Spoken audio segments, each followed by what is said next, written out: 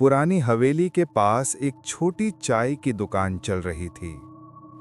दुकान के बाहर लकड़ी की मेज पर गजेंद्र, बलराम और सुकेश बैठे थे। सुकेश, तूने सुना?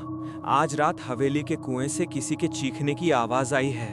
लोग कहते हैं वो इंसान की आवाज नहीं थी। और सुना है उस हवेली में आज भी वसुमती भटकती है। बरसों पहले उसकी मौत हुई थी और कहते हैं उसकी मौत कोई हादसा नहीं था।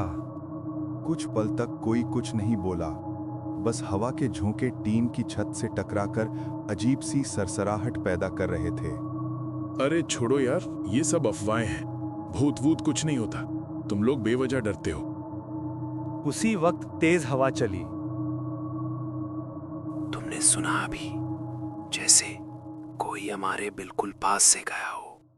तीनों ने एक साथ पीछे मुड़कर देखा। वहां गली के मोड़ पर एक परछाई खड़ी थी, काली चादर में लिपटी और सिर झुका हुआ। कौन है वह? परछाई ने कोई जवाब नहीं दिया, बस धीरे धीरे उनकी तरफ बढ़ने लगी। हर कदम के साथ ठंड और तेज होती गई, सांसें जमा देने वाली। और फिर वो परछाई अचानक गायब हो गई। अगले ही पल पुराने पीपल के पेड़ से भयानक खून जमा देने वाली चीख गूंजी। पीपल के पेड़ से गूंजी उस डरावनी चीख के बाद तीनों कुछ पल तक बिना पलक झपकाए बैठे रहे। हवा ठहरी हुई लग रही थी, जैसे समय रुक गया हो।